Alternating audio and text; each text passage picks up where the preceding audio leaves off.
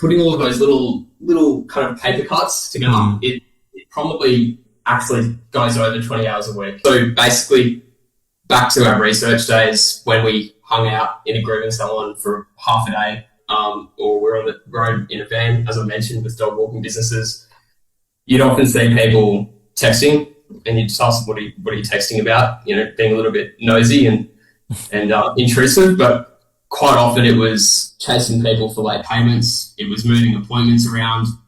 It was checking the Google Calendar to make sure weren't like overbooked, because the Google Calendar to them was the source of truth.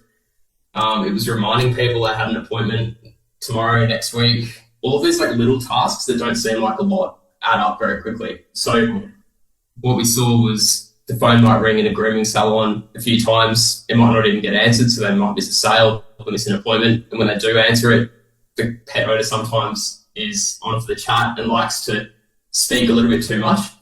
So that adds up over a day. If you get 10 of those phone calls that go for 5 minutes, there's 50 minutes, close to an hour gone.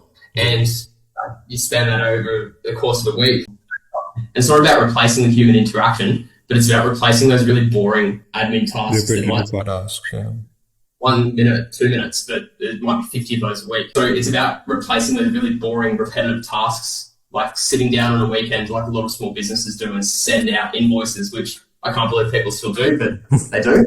Yeah. It adds up. So putting all of those little kind of paper cuts together, it probably actually goes over 20 hours a week. That's what we're here to do, is help businesses just replace that boring, it's not fun, it's nowhere to live, that boring admin, so they can either grow their business, skill up their team, actually talk to some customers who might need talking to, rather than being in a rush and trying to get them off the phone. That's what we're trying to do, is actually just replace the boring stuff that no one likes, that the errors come up on that they have to correct as well.